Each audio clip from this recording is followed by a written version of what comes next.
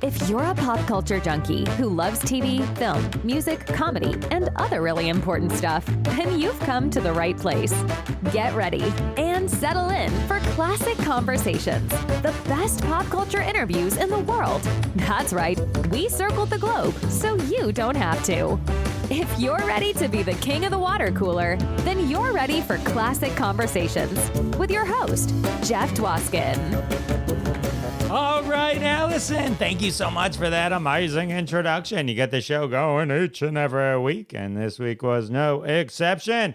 Welcome, everybody, to episode 238 of Classic Conversations. As always, I am your host, Jeff Dwoskin. Great to have you back for what is sure to be the classicest of classic conversations for the ages. My guest today is comedian Greg Baldwin.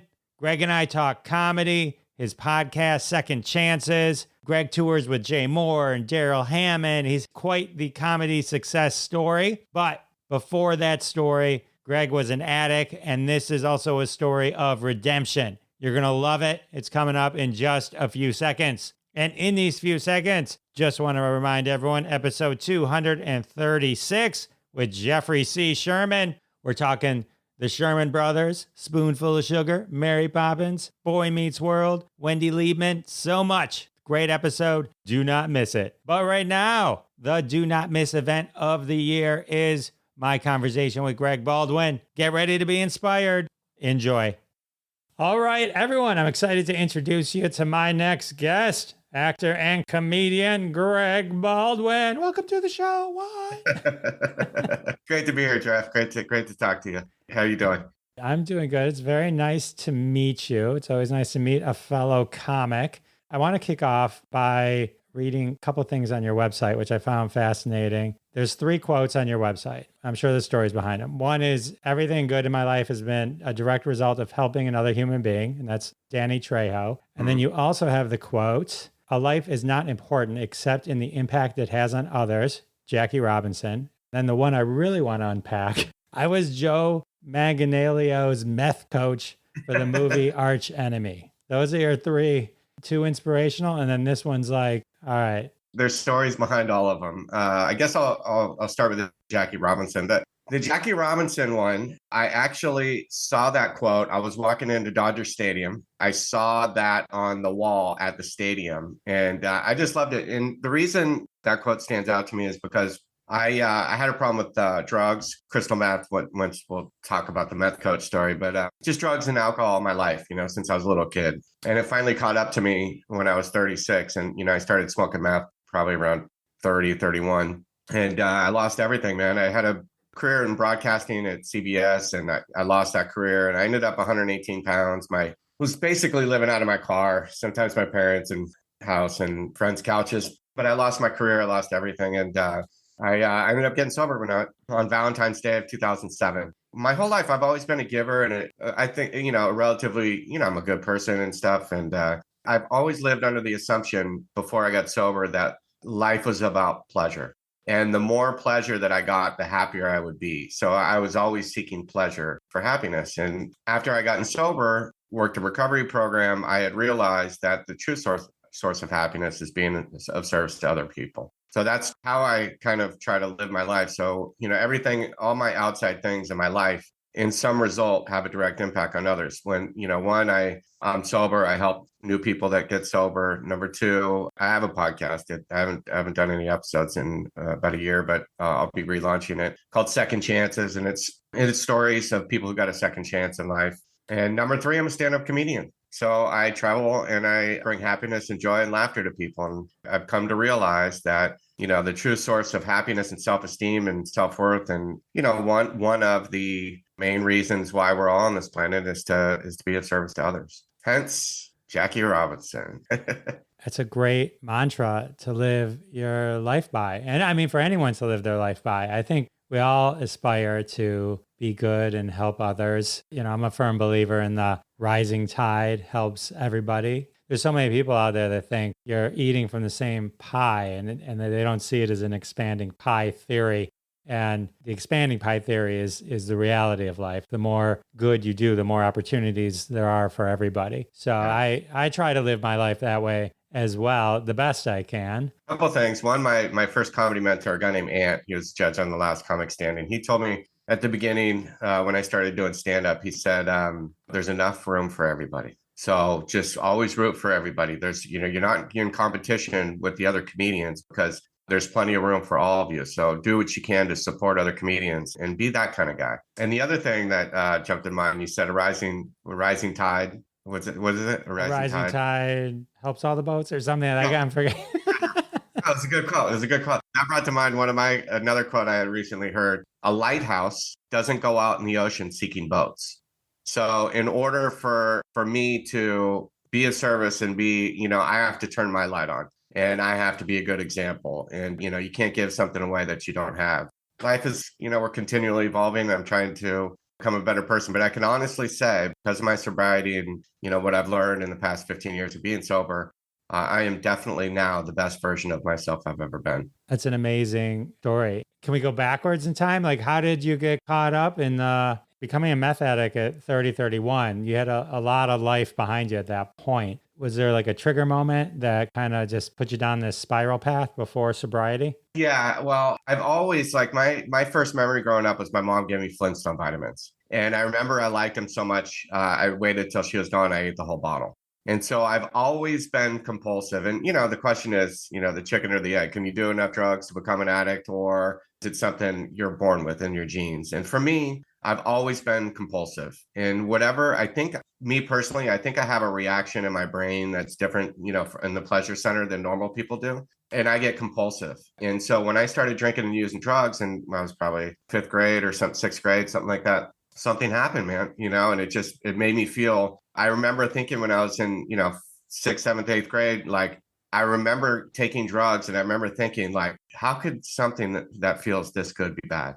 Like, this cannot be bad. This is not bad. This is amazing. And, and I just started using it and I was able to, I was a good athlete. I was able to function in society and party on the weekends and, and stuff like that. But I went to my first rehab when I was 19. I got sober for a little while. I ended up playing 4 years of college baseball and graduating college. I went to work for CBS selling radio advertising and for my favorite rock station and Howard Stern advertising. And I was always, relatively successful. But what happened at the beginning of the end, to answer your question, was I was drinking a lot. I started blacking out. I stopped drinking as much. I started doing a lot of ecstasy. And then the ecstasy hangovers were killing me. And I started doing more coke. And then I was getting paranoid. And there always had to be something. And, there was always weed too. I smoked weed every day. So that was my crutch. Pretty much every day I was drinking or using or, doing something. I had to do something. And, the weekdays, in order to be a member of society, weed would temper me throughout the week. And then I do the hard drugs and alcohol on the weekends. But slowly but surely, I was dating this girl and I was working at CBS and I came back. I was on a trip in Mexico and she was at my house when I got back and I found a meth pipe on her. And I confronted her with it. And I'm like, oh my God, you smoke this stuff? And she's like, yeah. And I'm like, and I remember thinking to myself, like, oh my God, like I'm dating a junkie, right? And that's what I thought, or a tweaker would probably be the proper term. But she asked me if I wanted to try it. And I'm like, okay. And I'd snorted speed before, but I'd never smoked it. And I took a hit off it. And man, it was the greatest feeling ever. It was like whatever, imagine, the thing in your life that gives you the most physical pleasure. Imagine like walking off the stage, after you just kill, or chocolate or sex or whatever it is that your favorite thing in the world is, and then times that by 1,000. That's the feeling it got for me. And then I started using it periodically, and over a period of about five years, it became a daily habit, and I lost everything, including several teeth. Yeah, meth is not kind to teeth. Meth is not kind to teeth. So my dad was a dentist. He would always say if people came in without teeth, he had two questions. He says, do you do meth or do you drink Mountain Dew? Oh, interesting. Yeah, because Mountain Dew, if you want to look like a meth addict, down those quarts of Mountain Dew nonstop. That's why. But because it wrecks. Anyway, sorry. Oh, that's very interesting. It's interesting that you say that. It's like I've never done drugs, so I only can kind of draw some comparisons. So if I'm not trying to draw a comparison, I'm just trying to relate in my own life. But one time I was having these chest pains and I went to the ER and my cousin gave me a shot of Motrin. And I remember it was probably 15 years ago and I can still remember the feeling of the wave going across my chest and the pain disappearing. And I remember thinking to myself, wow, I could see where somebody could get really hopped up on that feeling. But I mean, like with food, it's a similar thing, I think. They talk about utility, right? Where like you take a bite of that chocolate chip cookie and you're just chasing the feeling of the enjoyment of the first bite when you're finishing the whole thing. And so it's, I imagine hearing like a Matthew Perry interviews recently and stuff like that, that it's like you're chasing it, and then it becomes not enough. And you just have to keep doing more and more and more. And it just, oof. And it's like, I was a good kid, man. And growing up and, all the dreams and aspirations to do great things. I never imagined. My plan wasn't to become a drug addict, that couldn't function in society. That was never in my plans. It just creeps up on you. And then, next thing you know, you're in. And it's like a lot of people that don't have addiction will say, well, just stop.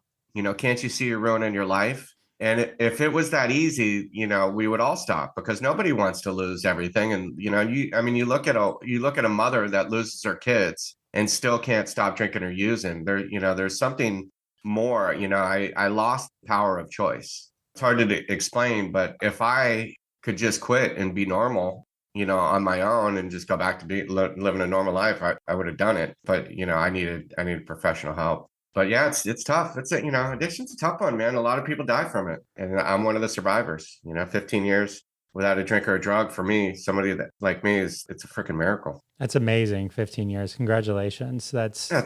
Who was there, or did you recognize yourself that you couldn't function anymore and got you help, or on the path to help? Yeah. So what happened was I was supposed to be at my friend Maddie's wedding in Vegas. He gave me the money for the ticket. I spent the money on drugs, and I got arrested that night. The night I was supposed to be in his wedding, I was in jail. I remember him telling me, "You ruined my wedding."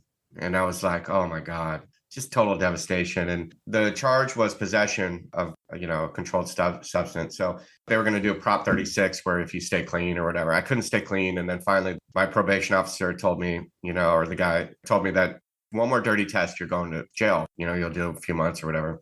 And they only found like a tiny little bit of meth, but they gave me the option of rehab or jail, and I chose rehab, and I've been clean ever since. To be honest with you, I didn't think I was ever going to be able to get clean.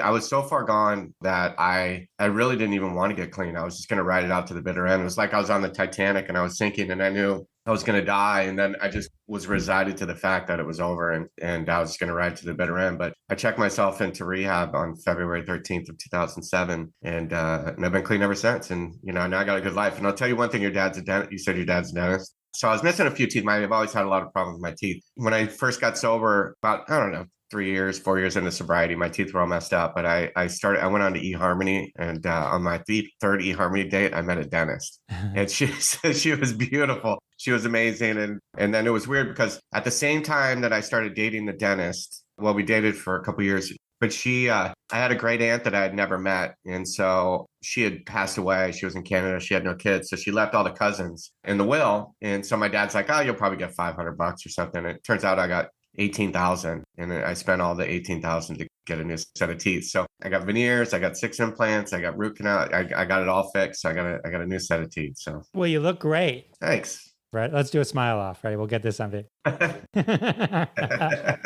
In my comedy, I do a joke about the dentist, and the joke is, we started, she started off to work on my teeth, and it was amazing. And we started having relationship problems because she started making me floss after every meal and brush my teeth 5 times a day. And then she told me I had to quit drinking coffee. So I knew the relationship was over, but I hung in there for an extra year and a half because I still needed 2 root canals and a bridge. And that's the joke. The true story is... That's no joke. Insurance doesn't cover any of that. I know. It's crazy. But the true story is I paid for my teeth, and she did them, and then she referred me out to some people, and she really didn't start working on my teeth very much until we broke up. And then I stuck with her, which is ridiculous. I don't know why. If you're dating a dentist and you guys break up, don't keep going back her to have your fix your teeth. It's not a good idea. Oh no, she like little slips with that little pokey thing. Nobody, the dentist have like these dangerous. Oh, I'm sorry. Sorry, yeah. Greg. Did that hurt? Did I just break your gums like you broke my heart? Yeah, I swear to God, she did a deep cleaning on me, and she didn't use Novocaine, and it was the worst pain I've ever had. I almost got out of the chair and ran. I don't know why I didn't, but it was the worst. I've spent combined total of about a year sitting in the dentist chair my whole life. It was torture. And I guess she was having a bad day, but I never felt any pain as excruciating as that day at the dentist chair. And then, shortly after, I found a new dentist. God bless her. I'm sure she didn't know, but I go, it hurts. And she's like, I remember she said, it's supposed to. And I'm like, oh my God, anyway. Oh, wow. But I got a set of teeth, so it's awesome. It all worked out. It all worked out. You look great. So sorry to interrupt this amazing conversation with Greg Baldwin. I know some of you might be running out to get a new dentist, but the rest of you, I just want to thank you for your support of the sponsors. When you support the sponsors, you're supporting us here at Classic Conversations, and that's how we keep the lights on. And now back to my inspirational conversation with Greg Baldwin. We're moving on to quote number 2. Thank you. That was the first quote. You want to hear the second quote? Yes. Is that are we on to Danny Trejo now? Yes, we're on to Danny Trejo. So the second quote is, everything good in my life has come as a direct result of helping another human being. That quote, I've heard in public speaking, and I heard that quote. And that quote is really important to me because, how I became a stand-up comedian is I was at a recovery meeting one night, and my friend Glenn introduces me to this newcomer who had like 30 days off cocaine or something. And he introduces me. And after the recovery meeting, he said to me, he goes, will you give this guy a ride home? And I thought to myself, why don't you give him a ride home? Why are you asking me? You got a car, and why are you asking me? But I said yes. I gave this guy a ride home. Turns out his car is broken down. And I'm like, do you need help getting to meetings? And he's like, yeah. So I started picking this newcomer up and I started taking him to meetings. And I would always go get coffee before the meeting, and he wouldn't order anything. So I asked him, I'm like, are you broke? And he's like, yeah. I said, do you have groceries at home? And he's like, no. And so I'm like, all right, I'll take you grocery shopping. And I asked him, I go, where do you shop? This dude took me to Whole Foods. He took me to Whole Foods and bought like a little tiny basket for like $100. It was crazy. And, but it was all right. I just did my part. I got him some groceries and I started taking him to meetings, and we became friends. And then turns out he was a stand-up comedian, and he invited me to go to one of his shows. I went to a show, and I'd been in the Actors Theater of San Francisco, done a lot of plays and short films and voiceovers, but I used to go to the Comedy Store and sit by myself and watch comedians. Never did it cross my mind to ever be a comedian. Never, the thought never crossed my mind because I didn't think I was funny or creative enough to write. But anyway, he invites me to the show, and then half the comedians it was like a beginner show. Half the comedians were terrible, like really terrible. And I made a joke after. I'm like, dude, I could tell drug stories, be as funny as half of these guys. And because I'd done so much public speaking in the jails and rehabs and stuff. And so he's like, do you want to try it? And I'm like, okay. So he put me up at this beginner show. They're called bringer shows, which they're really terrible shows, but the worst. He put me up at this bringer show, and I told some drug stories, and then I wrapped it up with like a recovery message. And he said, the host comes back up, and then all these people high-fived me up when I got off the stage, and I was really terrible. But the host comes back up, and he's like, holy shit, I didn't know this was an AA meeting. And everybody started laughing. And that was on September 12th of 2013. And I've been doing it ever since. I ended up doing a show at the Comedy Store in the main room, one of the most famous comedy clubs in the world, if not the most, and the heritage with all the history at that club. And I'm sitting in the main room behind the curtain of the most famous comedy club in the world, where Richard Pryor and Jay Leno and Letterman and Robin Williams and all the greats have walked through this curtain. And I'm sitting behind the curtain. I'm hosting the show, and I'm talking to Bill Burr. And I'm about to walk on the stage and introduce Bill Burr. And I just remember thinking to myself, like, oh my God, like, how did this happen? And I was still a pretty new comedian. And he dropped into our show. I wasn't on the bill with him, but he dropped in. And I remember thinking to myself, like, how did this happen? And it all happened because one night I gave a newcomer a ride home. And what would happen that day if I was selfish or self-centered, or I said no or whatever? So my whole life changed from giving a newcomer a ride home. And it's now, it's my passion, it's my career, and I tour, and it's incredible. And it comes back to Danny Trejo's quote, everything good in my life has come as a direct result of helping another human being. And that's how I became a comedian. That's an amazing story. One of the cool things about interviewing people for the podcast is everyone has their version of that story. I don't know that they all necessarily have pinpointed it just yet, but a lot of the people I talk to have that moment where they can say, this was that moment where had I not gone left instead of right, I don't know what I would be doing today.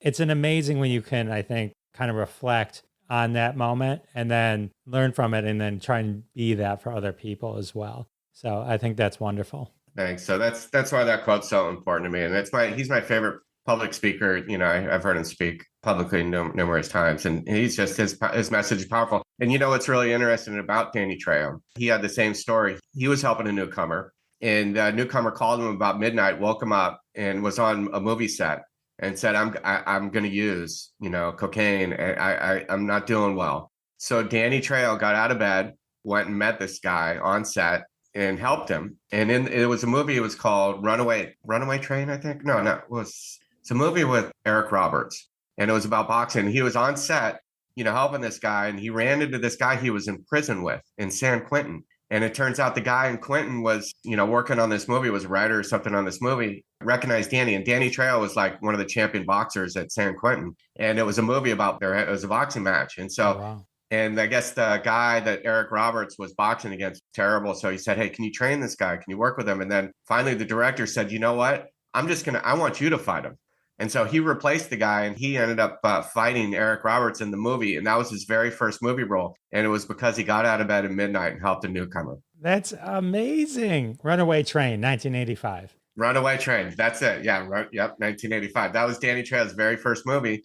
Same story as mine. It all happened. His whole life changed from helping a newcomer. That's really cool about Danny Trejo. And then the final quote. I was Joe Manganiello's meth coach for the movie Archenemy. Yeah. So how that happened is I'm good friends with Joe. He's a good friend of mine, and he calls me up, I don't know, about 3 years ago or something, and he says, he goes, "Hey, I got a weird question for you."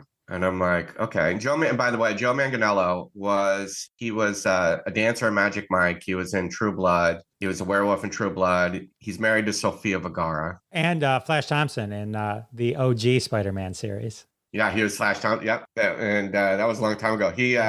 So, he's very, very handsome, good actor. And a friend of mine calls me up and he's like, "Hey," he goes, "I got a weird question for you." And I'm like, okay. And he says, "Hey, I'm shooting this movie. And in the movie, I use crystal meth. And I've never done it before. And I was wondering if you could work with me on that." And so I'm like, okay. So started working with him on, we had like an hour conversation on the phone about meth and this and that. Calls me up like a month later. He goes, "Hey, I'm shooting that scene." It's like hitting. I'm like, "Oh, you want me to come on set with you?" And he's like, "Yeah." And so I go on set. The movie's called Archenemy. You can download it on some of the streaming sites, Archenemy. And in the movie, he plays a superhero. In the scene, he puts meth on his hand, he snorts the meth, and he kills all these drug dealers, right? Well, the premise, this doesn't make any difference to the story, but the premise is he doesn't have powers on Earth. So you don't know if he's crazy or if he's a superhero. So, but he does the meth, he kills all these drug dealers. So they shoot the scene. I go on set with him, and he's like in like these Superman, superhero gear. Sit in the trailer and we're talking, for hours until a scene. And it was just amazing. But he's shooting the scene. We go on set. He stands me right next to the director. And in the scene, he snorts the meth. He kills all these drug dealers or whatever. No, he snorts this thing and he does this scene, right? They shoot the scene. Director yells cut. Joe walks right over to me next to the director and says, "How was that?" And he starts asking me my advice about it or whatever. And he ended up going on the Conan O'Brien show, and he told the story how he had to hire a meth coach, which was me. What the real bizarre thing is he invited me to go to the movie premiere, and it was still COVID, so the movie theaters hadn't opened up. I had to drive in, and I ended up sitting shotgun in Joe Manganiello's SUV, eating pizza with Joe, watching him on the big screen, snorting meth that I coached him how to do.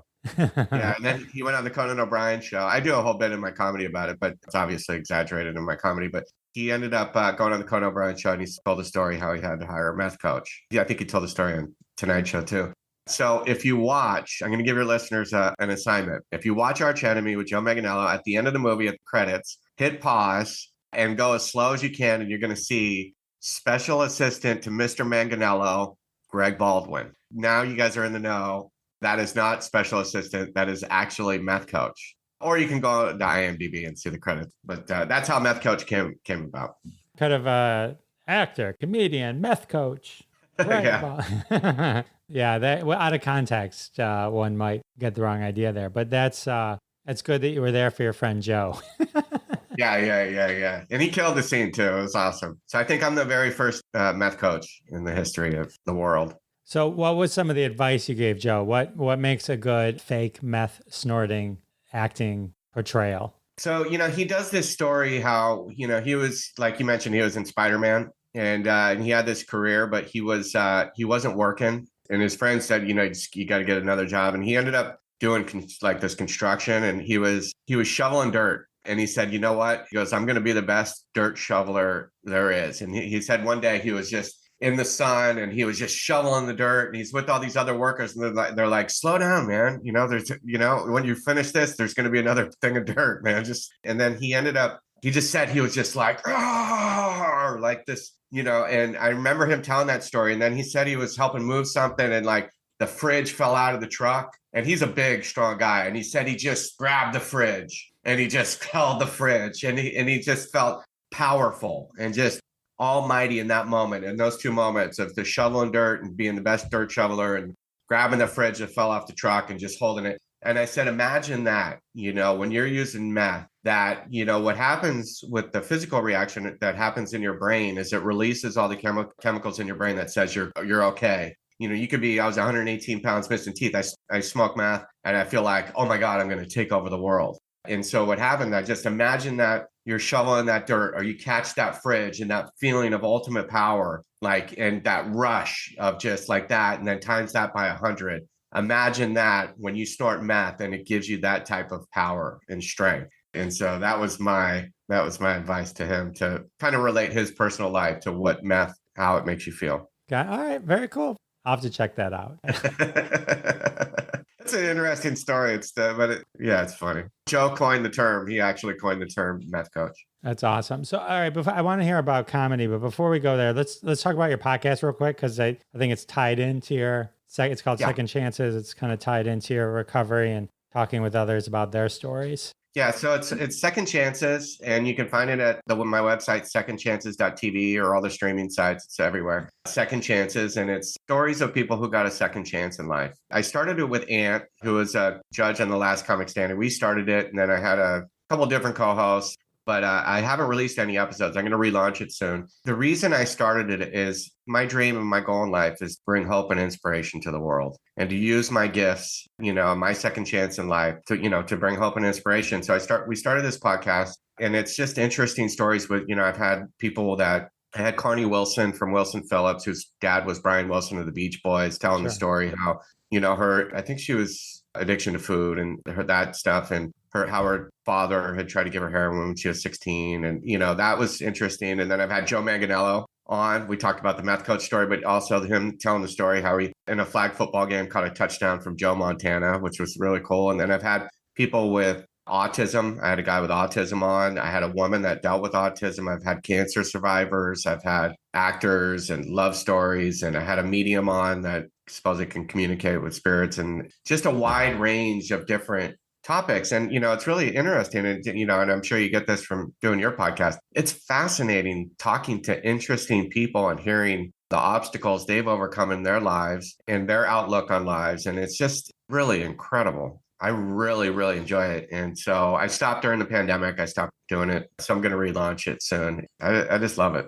Yeah, I love it too. I saw you had a few past guests of my podcast have been on yours as well. Hammer Catan, Christine Blackburn, Alonzo Bowden. Alonzo, yeah, good folks there. So yeah, it's fun to kind of peel back and have real conversations with people. Two comedians talking and not being funny. What? Yeah, because you know what? There's a lot more to the story. And to me, like, that's really what it's all about. That's really kind of what people want to hear and walk away with. Everyone wants to be inspired at some level. So you should definitely start it back up. It's funny you stopped during the pandemic, because that's when most people started.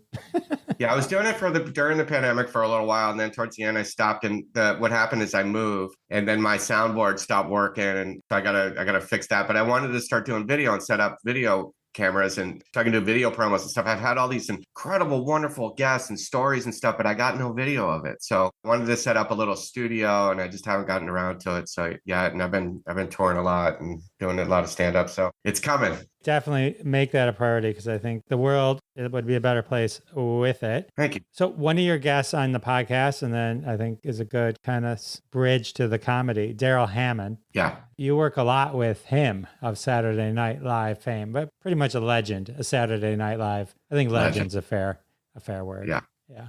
So Daryl and I met at a lunch with a friend of mine. I ended up sitting next to him and I asked him to do the podcast and he said, yeah. And, we were in contact and his story is phenomenal. Some people do know this. A lot of people don't. He suffered some extreme, severe childhood. There's a documentary out about him. It's called Daryl Hammond, Cracked Up, Daryl Hammond Story. It's on Amazon Prime now. It was on Netflix for a long time. And it chronicles his life, growing up and the trauma and going back to his childhood home where he experienced all the trauma. And just a real fascinating guy. And so he has a lot of empathy for people that are going through difficulties. And November 29th of 2019, my brother passed away, my older brother. He called and texted me every day to check on me. He's the only one that did that. I don't expect anybody to do that, but he did that because he has so much empathy. And we just bonded. We became really good friends. And over the pandemic, he was the only person I hung out with. We're all scared to be around anybody because, we didn't know if everyone's going to die or whatever. Him and I were the only, so we would go on drives. We'd go out to the beach and just drive out and sit in the car and talk and go get, you couldn't eat inside restaurants. We'd go get food and, and eat outside. So we just became good friends. And I'd done a bunch of shows with him before. And then he asked me to do some tour dates with him. And then right before we were supposed to go to Zany's in Chicago,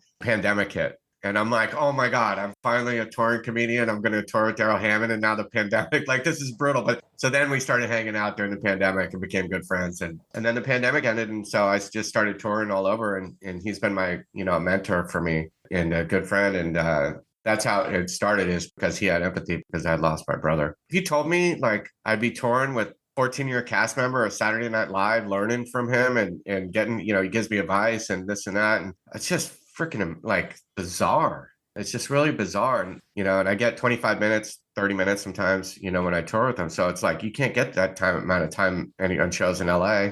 It's just so much invaluable experience. And I've become a real good comedian as a result. Very sorry about your brother. Okay. He's in a better place. People say it, but it's true. He had a tough life. He's in a better place. All the stuff we've been talking about, the universe, it's putting someone like Daryl in your path, something like that happens to help you get through it too. I think there's sometimes more than one reason for everything that happens. So yeah. I've traveled all over. We just did East Coast. We did Naples, Florida. We did Jacksonville. We did South Carolina, which was cool. We did a week in Vegas. It was really cool. We did a week in Vegas at the Tropicana at the Laugh Factory. And so we did 8 shows in 4 nights. I got my name in the big lights on the Sunset Strip. on the Vegas Strip, which is the coolest thing ever. And then how many photos did you take of that? Of course, the one where I'm standing under the sun with my finger pointed to it. This is my first time that ever happened. It was it was so cool. And then to Denver. Oh man, best comedy club in the world. It was Comedy Works. And sold out crowds of 400. It's like a little mini theater. And Daryl's got standing ovations. And Vancouver, Canada, Jay Moore. I also toured with a guy named Jay Moore. Is also on Saturday Night Live. And he was... I love Jay Moore. He does the... I think everyone credits him with having the breakthrough Christopher Walken impression. Oh, yeah, exactly. Christopher Walken. And then he was in Jerry Maguire. Oh, yeah. I know Jay Moore. I love Jay. Yeah. I love Jay Moore. I'll tell you an interesting story about those two is I did a show. So one night, Daryl and I were doing Laugh Factory in San Diego. Daryl had to do a radio interview. And so we're driving to the radio interview. I turn on the radio and I hear Jay Moore on the same morning show that Daryl's going to be on shortly. And so I text Jay. I'm friends with Jay. I text him. I'm like, hey, Daryl and I are coming in, so don't leave. So we ended up meeting and talking, and we're like, hey, let's go get breakfast. So we went out to breakfast. I'm sitting at the breakfast table with two. They're both legends, right? Jay's a fucking phenomenal comedian, great impressionist. A lot of people don't know as well, but he's phenomenal.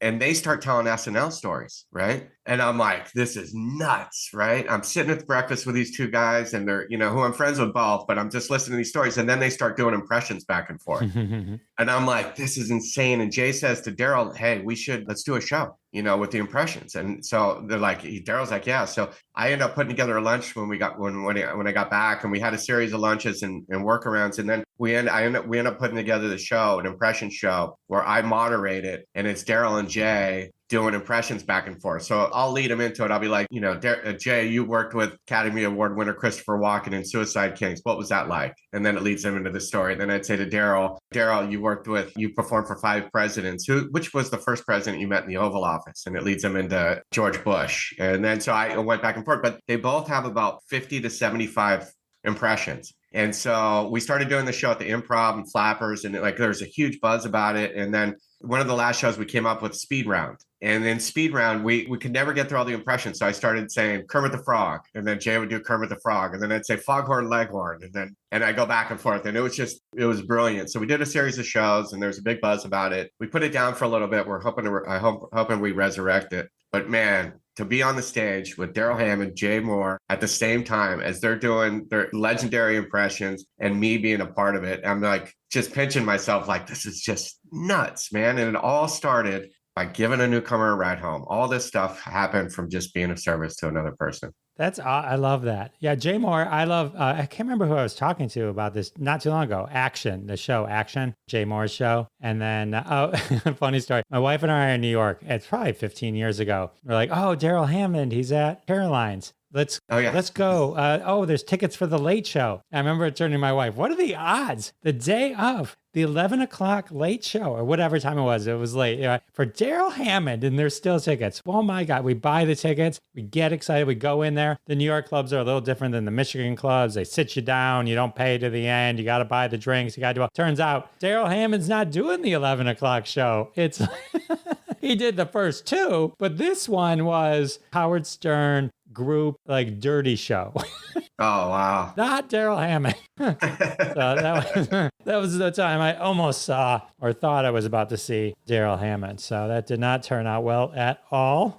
Yeah, he's phenomenal. That's a great story. He's phenomenal. I was in Vancouver, Canada with Jay Moore, and we did 5 shows. And the off time, they had this comedy condo. And so we ended up, him and I watched season 1. This is my 3rd time watching it. His first time, season 1 of Mandalorian. Love Mandalorian. Yes, and he's a big Star Wars fan. And then he texted me yesterday. He's like, my favorite part of the whole trip was watching Mandalorian with you. It was awesome. That's really cool. Awesome. All right. So what else? I didn't know you were in jail. Is that true? Yeah, it was just drug possession. I've been in jail for a DUI once that got dropped because I tested .06. They shouldn't even arrested me, but I shouldn't have drank anything and drove.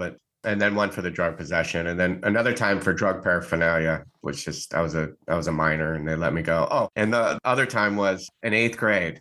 So I guess 4 times I've been in jail. 8th grade. I was selling marijuana. I was selling weed in the 8th grade. And my dad, I always told people I got busted, but I always told people it was like an FBI sting and undercover cops and all this stuff. But the truth is, I had an ounce of weed that I was selling in 8th grade, which is crazy. I was a little kid to think of an 8th grader selling pot. But anyway, and it was skunk weed. So it was very smelly. So I stashed it outside in the bushes, and I woke up in the morning, it was raining. So it was like 7 a.m. So I went out in the rain in my little tidy whitey underwears, and I put the weed down my pants, and I come walking in the door. My dad's like, "What's that?" And he sees it, and I run into my room. I throw it behind my waterbed, which I had a waterbed. And my dad grabs it. He holds it up, an ounce of weed. So he calls the police on me, has me arrested. They come, they handcuff me, fingerprint me, take me to the adult jail. I had to go to juvenile court, and the sentence was they were going to drop all the charges if I didn't get in any trouble for 3 years. But the part of the agreement was I had to go to counseling every Wednesday, and it was like 45 minutes away. And I still remember it. It was called Pyramid Counseling, and there was a counselor named Hans Dieter was my counselor. And he would, just ask questions, trying to figure out why, what did my dad do to me to, make his 8-year-old son a drug user? My dad was so pissed. So it backfired on him, actually. I have a new bit about it, so I'm working on that. So you were using it at 8, not just selling? It wasn't just entrepreneurial? Yeah, I was using. Okay. So those are my 4 jails. Nothing major. Nothing. I've never had any major trouble besides drugs and alcohol. Have to take a quick break. Gotta hide my skunk weed somewhere else. And we're back with Greg Baldwin. Where in the timeline of stand-up, or in the middle, or before, were you at did you study at the Groundlings? That was before. So I studied at the Groundlings, and then I studied at UCB, Upright Citizens Brigade. And then I was on a little improv team, and I loved and hated improv at the same time because it's hard. It is hard.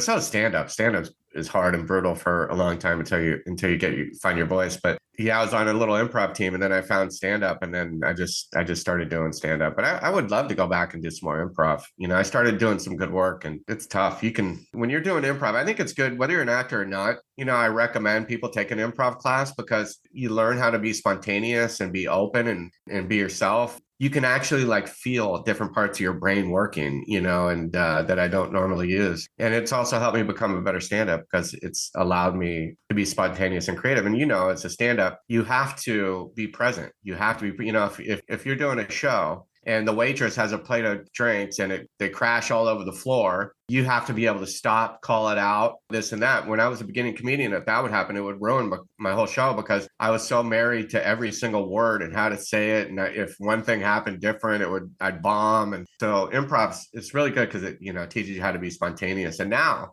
I have my joke structures and I have the jokes, but I can go off script. I can play around. If somebody yells something out, I can shred them and come back to it. And improv is just really a valuable skill. Two things. One is I agree. They should have improv as part of either high school or college curriculum that people can learn, because I agree. It helps in life in general, whether you're going to become, a famous improv person or not. It helps in job interviews. It helps in meetings. It helps if you have to present a million things. And I'm so glad to hear, because you're the first person I've ever heard say this again, because I went through the same thing. When I started doing comedy, if you're doing like a 7-minute set at the club, right? And I'm into a joke, hey, and someone goes, that was enough. I had to go on to the next joke. Yeah. And just the same thing. I think that it's like, you put enough time in and eventually someone can do something. You can go do 1,000 other things and then just come right back to where you were and then pick it right back up and go through it. It's such a fun part of the evolution of doing comedy that no one tells you about. And it's horrible as you're learning it, experiencing something like that live. Stand-up was so brutal. I bombed in front of my parents. Oh God, like so bad. It's just so hard. People used to ask me, do you love stand-up? And I remember thinking to myself, like, I fucking hate it. It's like I'd have these little moments of laughter and glimpses that it's like golfing, it's like you shoot 130, but you hit one onto the green and get a birdie, and it's like that. I had these little moments of like, oh, there's something here. And my deep intuition had told me that this is where I'm supposed to be and this is where I need to go, even though, God, I would have so much anxiety and I would take naps before the show, wake up and be like, oh my God, why am I doing this? This is so brutal. The bombs and the struggling and, and then you sell tickets to your friends to terrible shows and they're like, oh, wow, that was really something, and it was just such a tough road. But now, I have so much respect for comedians that make it past 2 years, 2, 3 years, 4 years, 5 years. I have so much respect because I know the pain and the suffering that they went through in order to become a good comedian, because it is brutal. But once you get to that, and I really feel like I'm really finding my voice now. And I feel real comfortable on stage. I feel at home when I'm on stage. I still get butterflies and nervous, but when people laugh and then you see their laughter in people's faces and the joy that you bring to them, it's like,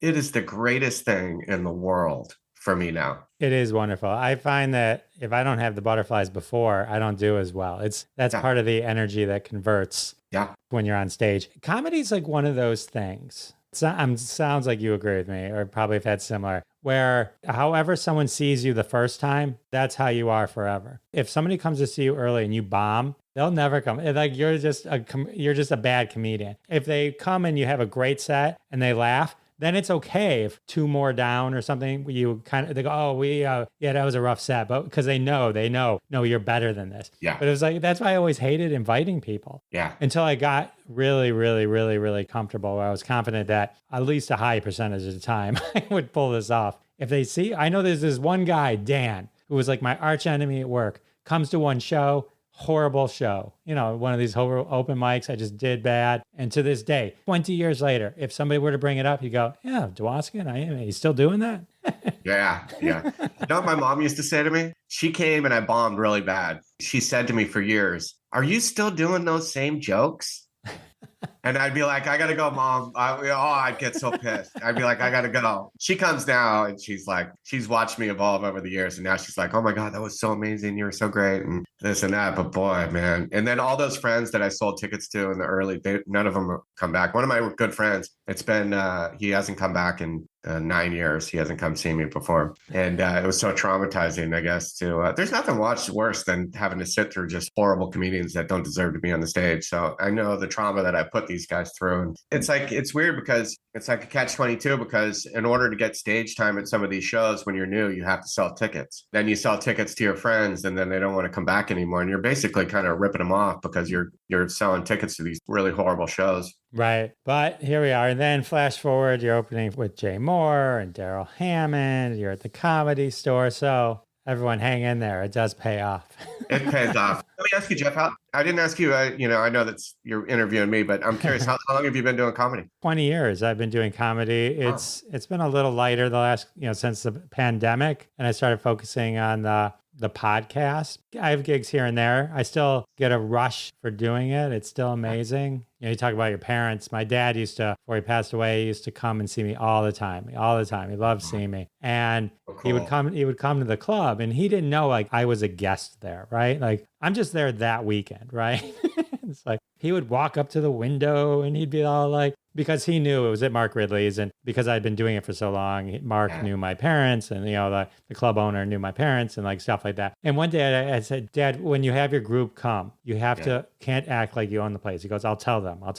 I go, Dad, you can't. He was just so proud. It was nice, but it was just always funny. Like my mom came to my show, and she and I do drugstore. I do stuff about my drug addiction and recovery, and I do the meth coach and this and that.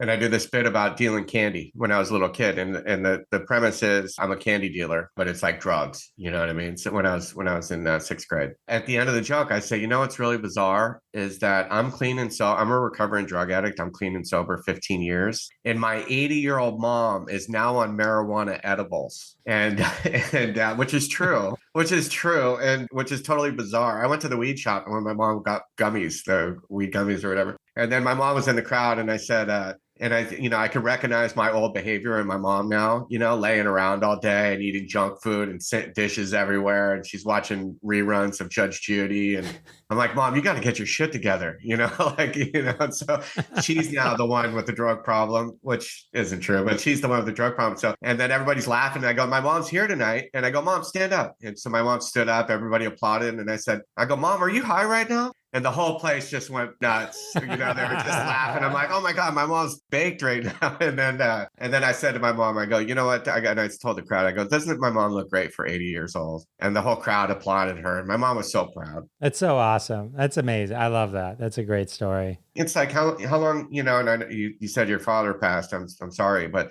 it's like how long, they're going to be around, they're 80. It's like, and it's like you try to cherish these special moments. And then she gets to see her son performing in front of a few hundred people and getting huge applause. And I get to talk to her from the stage. It's these moments that are incredible that I really, really cherish, I love that. Nice, warm feeling. Well, Greg, I can't thank you enough for hanging with me. Thank you for sharing your story. Congrats on 15 years and sober, and here's to another 50 plus of those. Thank you. I love your story. It's great. I wish you continued success. Thank you. The last thing I want to say is that I became a comedian, a stand-up comedian when I was 42. I started doing stand-up. I had been an actor and done some other stuff. I started doing stand-up comedy when I was 42. People out there, listen, it's never too late to be what you could have been. Obviously I'm not going to be an offensive lineman for the San Francisco 49ers, but cherish life. Do the things on your bucket list that you've always wanted to do. And I think a lot of us have realized that over the pandemic, people have worked in terrible jobs and made life changes and stuff. Life is short and precious. Live your best life. Make the decisions and make the choices that are going to allow you to live your best life. And hopefully that includes a little bit of service to others. I can't think of a better way to end the interview than on those wise words. Thank you, Greg. Thank you, Jeff, man. I really appreciate it. All right, everyone. That was comedian Greg Baldwin. How amazing is Greg? So inspirational. What an amazing story. I hope if there's something out there you're still wanting to do, you've been inspired to go for it. Go for it. All right. Well, that amazing conversation's over. So that means the episode's over. I can't believe it. They fly by. They just fly by. Huge thank you to my guest, Greg Baldwin. And of course, huge thank you to all of you for coming back week after week. It means the world to me. And I'll see you next time. Thanks so much for listening to this episode of Classic Conversations. If you like what you heard, don't be shy and give us a follow on your favorite podcast app. Also, why not go ahead and tell all your friends about the show? You strike us as the kind of person that people listen to. Thanks in advance for spreading the word, and we'll catch you next time on Classic Conversations.